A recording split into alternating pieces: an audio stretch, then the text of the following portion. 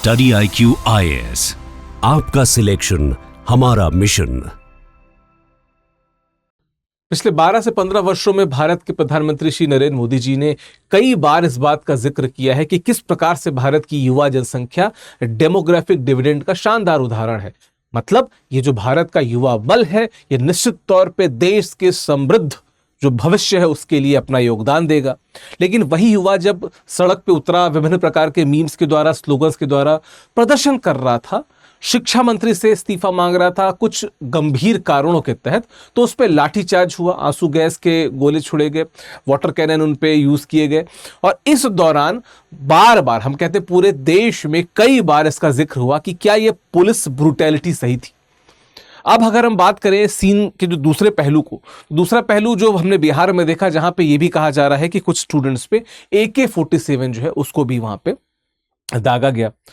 इस दौरान जो जुडिशरी है, जो कि दरअसल इस CJP के नाम के पीछे की बहुत बड़ा उसका योगदान है, वहां पे जो इस समय जो CJI है, यानी चीफ जस्टिस ऑफ इंडिया है, उनका कहना है कि प्रॉपर प्रोटेस्ट की रूल बुक बननी चाहिए और जो राइट टू प्रोटेस्ट की बात है वो कितना नियमित निगमित होना चाहिए उस पर भी बात की जानी चाहिए।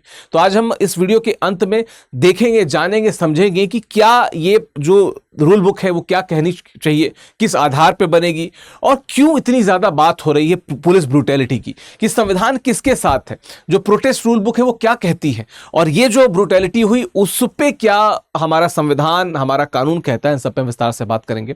PDF मिलेगा आपको मेरे टेलीग्राम टारगेट UPSC बाय विकास सिंह पे, इंस्टाग्राम @विकास लाइव, स्कैन करके यहाँ जुड़ जाइए, अदरवाइज आप मुझे मेल कर सकते हैं। ठीक है, बात कर जाए थोड़ा सा बस एक चीज की, चूंकि गुरु पूर्णिमा की बात हो रही है तो गुरु कृपा सेल है, तो हमारे सभी स्टूडेंट्स के लिए है ना, लिमिटेड समय तक 50% ऑफ मिलेगा हमारे कोर्सेज में और डबल वैलिडिटी मिलेगी सभी कोर्सेज में। मेरा कोड विकास लाइव जो है उसका इस्तेमाल कर लीजिए। बताता चलो कि इस बैच में जो हमारे टॉपर्स हैं UPSC के, उनके द्वारा आपको मेंटरशिप भी मिलेगी हमारे स्मार्ट मॉडल आधारित जो P2I बैचेस है इसमें। ठीक है, तो ध्यान रखिएगा, सेल लाइव हो चुकी है, आपको डिस्काउंट मिलेगा, मेरा कोड इस्तेमाल कीजिएगा विकास लाइव।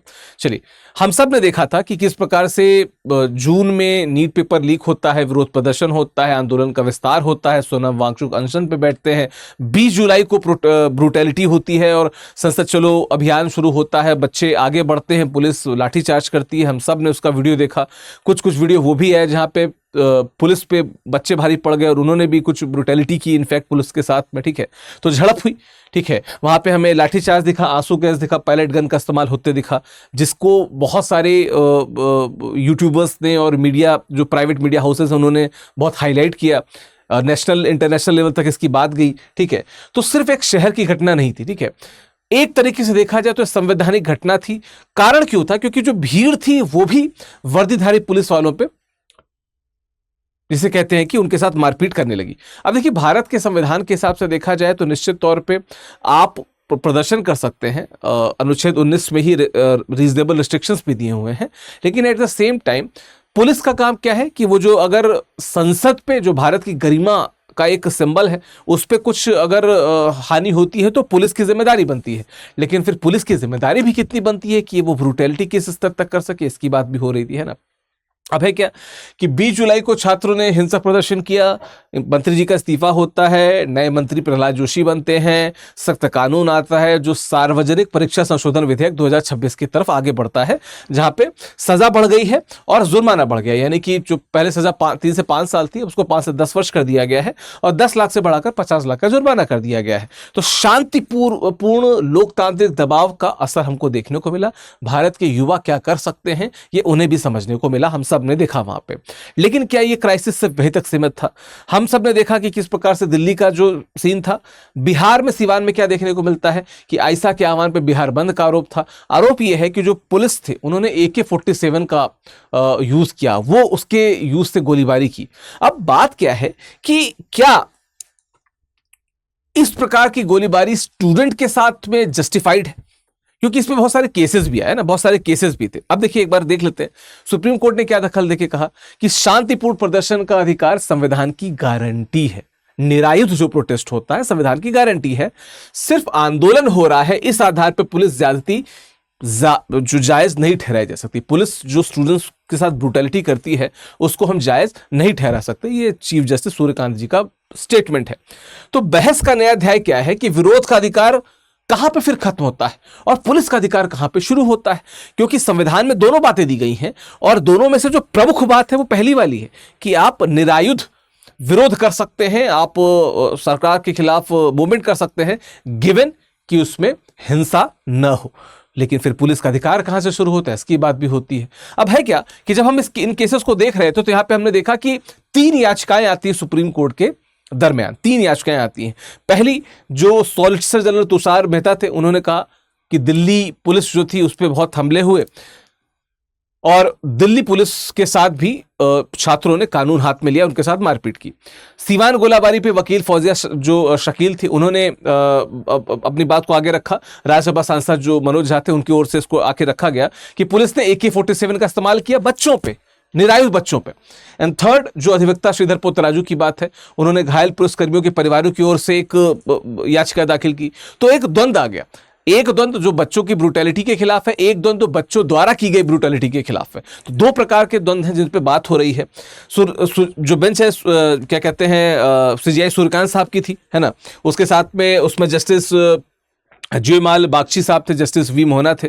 अब 28 जुलाई को इन्होंने संयुक्त सुनवाई के आदेश की बात की। संयुक्त सुनवाई में बातें क्या हुई ये तो अभी समय बताएगा, लेकिन संविधान क्या कहता है। अनुच्छेद 19 में हम देखते हैं, खासकर 19(1)B में, कि निरायुध रूप से शांतिपूर्ण रूप से एकत्र होने का मौलिक अधिकार है।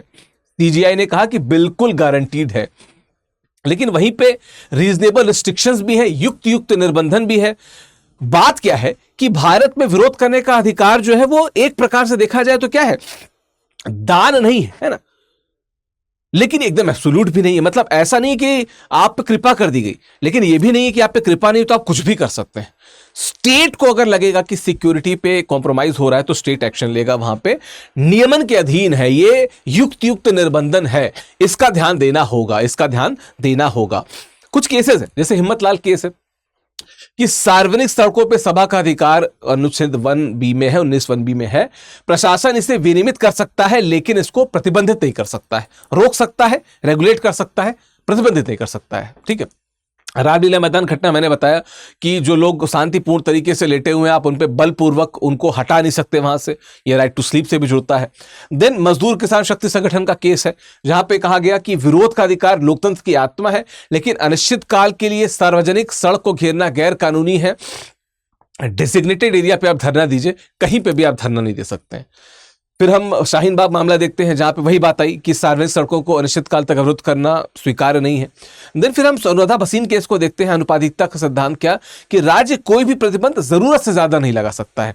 इसको जोड़ा गया इंटरनेट से भी कि आप बार बार इंटरनेट बंद कर दे रहे हैं, वो खुद में एक मौलिक अधिकार है। तो मतलब एक ही प्रयास से आप दो तरीके के मौलिक अधिकारों को हनन कर रहे हैं, इसका जस्टिफिकेशन कौन देगा? ठीक है, तो भारतीय न्यायपालिका ने क्या कहा कि विरोध क्या है, विरोध हो, लोकतांत्रिक विरोध हो, कोई दिक्कत नहीं है, लेकिन ये एक क्या लिखा है, रेगुलेटेड फंडामेंटल राइट है।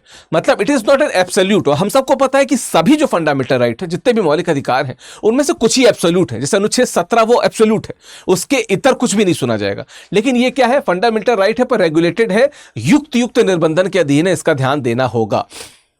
अब लाठीचार्ज पे आ जाते हैं। अगर हम BNSS को देखें तो BNSS की धारा 129 से लेकर 131 में कहा गया है कि मजिस्ट्रेट या पुलिस गैर कानूनी जमावड़े यानी कि अनलॉफुल असेंबली पर बल प्रयोग कर सकते हैं। स्टेटस क्या है, पहले वो चेतावनी देंगे, है ना, पहले डायलॉग करेंगे, उसके बाद वो लाठी प्रयोग कर सकते हैं बहुत ही हल्के लेवल पे, मिनिमम फोर्स के साथ में। देन वो आंसू गैस छोड़ेंगे, देन वो गोलाबारी यानी कि फायरिंग कर सकते हैं, है ना। तो क्या है कि लिखा है ना कि डंडा उठाना कानून नहीं तोड़ता है, ठीक है, बेवजह उठाना कानून तोड़ता है। यह दिया जा रहा है कि यह जो कानून है हम इसकी रिस्पेक्ट करते हैं, लेकिन क्या इसकी जरूरत थी? क्योंकि इसके लिए पुलिस को कमांड दे दी गई कि आपको जब लगे, पर क्या पुलिस का लगना क्वेश्चन नहीं किया जा सकता है? यही बात यहां पे लिखी हुई कि जो डंडा उठाना है वो कानून नहीं तोड़ता। कब और क्यों और कितने स्तर तक डंडा उठाया जा रहा है और बेवजह उठाया जा रहा है, यह कानून तोड़ता है। इसकी बात हो रही है कि भाई ये सब है कानून के अधीन, पर हर चीज को आपको देखना होगा, ठीक है। अब एक हम थोड़ा सा अगर पैलेट गन बनाम इसकी बात कर लें तो क्या है कि लाठी और आंसू गैस से क्या है कि मुख्य विवाद ये था कि जो दिल्ली में विरोध हुआ, बेसिकली इनका ज्यादा इस्तेमाल किया गया, प्रक्रिया का पालन न करने पे है, क्या बल न्यूनतम और अनुपातिक था, इस पर प्रश्न उठा। साथ में जब हम गोली और पैलेट गन की बात करते हैं, भाई सिवान में जो हो गया, at any cost AK-47 student पे कैसे उठाया जा सकता है? ऐसे घातक हथियारों का प्रयोग कैसे किया जा सकता है? सेम गोज विद पूर्व IB डायरेक्टर यशोवर्धन ने क्या कहा कि ये जो पैलेट गन का इस्तेमाल है ये भी कहीं ना कहीं रिस्ट्रिक्टेड होना चाहिए। मेटल पैलेट की कसौटी पे फेल है, इसका मतलब क्या है कि ये एक ऐसी चीज है जो काफी ज्यादा किसी की आंख पे लगे तो उसकी रोशनी जा सकती है, इसकी जिम्मेदारी कौन लेगा वहां पे, है ना? तो तथ्य क्या है कि CRPF और रैपिड एक्शन फोर्स जो है निरायुध प्रदर्शनकारियों पे पैलेट गन दागने की रिपोर्ट की पुष्टि की जा रही है।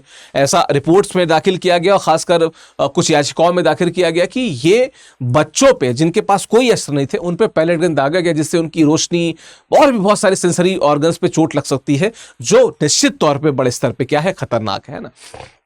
अब देखिए यहाँ पे जो बागची साहब है उन्होंने क्या कहा था कि हर व्यक्ति की जान, चाहे वो प्रदर्शनकारी हो या पुलिसकर्मी हो, क्योंकि सिक्के के दोनों पहलू हैं, जो वर्दी में व्यक्ति है वो भी इंसान है, तो उन्होंने कहा कि दोनों की वैल्यू करनी होगी और दोनों पक्षों को हमें सुनना होगा, समझना होगा, क्योंकि हम तो जज की कुर्सी पे, हमें दोनों पक्षों को देखना होगा।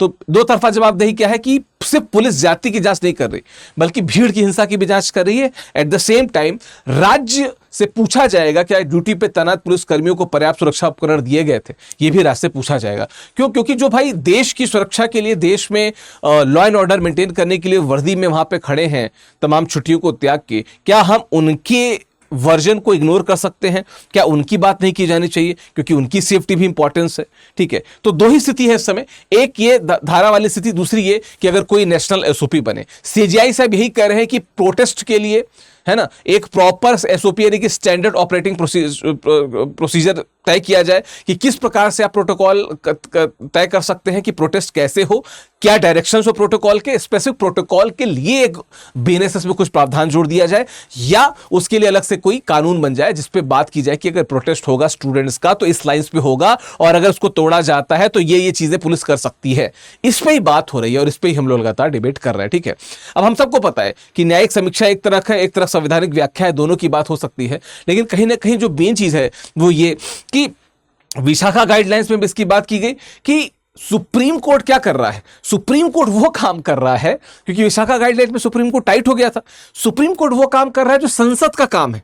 कानून बनाना सुप्रीम कोर्ट का काम नहीं है, कानून बनाना संसद का काम है। संसद यहां पे फेल हो रही है, बार बार उस खालीपन को कौन भरने की कोशिश कर रहा है? सुप्रीम कोर्ट कर रहा है, जबकि सुओ मोटो खुद से ये काम किसको करना चाहिए था? संसद को करना चाहिए था। ये एक मुद्दा है जिस पे हम लोग डिस्कस और डिबेट कर सकते हैं। तो क्या कह सकते हैं कि जब तक सड़क पे तख्तियां हैं और थाने में डंडे हैं, तब तक संविधान का अनुच्छेद 19(1) जो है वो तराजू है कि किसकी तरफ पल्ला झुकेगा, ठीक है। तो आपका अधिकार है अनुच्छेद 19(1)(b) के तहत कि आप प्रदर्शन कर सकते हैं, तो पुलिस भी लॉ एंड ऑर्डर मेंटेन करने के लिए बल प्रयोग कर सकती है, लेकिन पुलिस को इस बात को इंश्योर करना होगा कि जो अपर हैंड है वो पुलिस के पास है, जो अस्त्र है वो पुलिस के पास है, सामने वाला वर्ग निरायुध है, उनके पास कोई अस्त्र नहीं है। तो आप उन पे जो प्रयोग कर रहे हैं बलों का, वो किस स्तर तक, किस हद तक कर रहे हैं, ये आपको बताना होगा, है ना, ये निश्चित तौर पे बताना होगा। तो अब देखते हैं सुप्रीम कोर्ट किस डायरेक्शन में ले जाती है, SOP बनती है नहीं बनती है, ये तो भविष्य बताएगा, पर निश्चित तौर पर इस प्रकार के विषयों पर एक SOP यानी कि स्टैंडर्ड ऑपरेटिंग प्रोसीजर पर काम करना होगा हमें ना, इस पर बात करनी होगी। चलिए, इस विषय पे आपकी राय क्या है मुझे जरूर बताते जाइएगा। बाकी गुरु कृपा ऑफर है, डबल वैलिडिटी चल रही है, 50% का डिस्काउंट है, विकास लाइव का इस्तेमाल कीजिए, हिंदी साहित्य वैकल्पिक विषय से जुड़ जाइए। 31 जुलाई को बैच क्लोज हो रहा है, उससे पहले सेल का लाभ उठाइए। आप जो रैंकर्स हैं उनसे आपको मेंटरशिप भी मिलेगी। मेरा कोड फ्लैश कर रहा होगा विकास लाइव, यहाँ लिखा भी हुआ है, इस कोड का इस्तेमाल कीजिए फॉर मैक्सिमम डिस्काउंट। कोई कंफ्यूजन हो आप मुझे टेलीग्राम पे मैसेज कीजिए, इंस्टाग्राम पे मैसेज कीजिए, ईमेल करिए, हर जगह स्वागत है। PDF यहाँ पे मिलेगा आपको, डिस्कशन यहाँ पे मिलेगा आपको, बाकी बात दोनों जगह हो जाएगी। मेल कीजिए, कमेंट कीजिए, ऑप्शन से जुड़ना है, इस विषय के बारे में आपकी क्या राय है जो आज हमने डिस्कस किया, सबको कमेंट पे आप बताते जाइए। बाकी मिलते हैं आपसे अगले दिन नए वीडियो के साथ। बहुत बहुत धन्यवाद, शुक्रिया। स्टडी IQ IAS, आपका सिलेक्शन हमारा मिशन।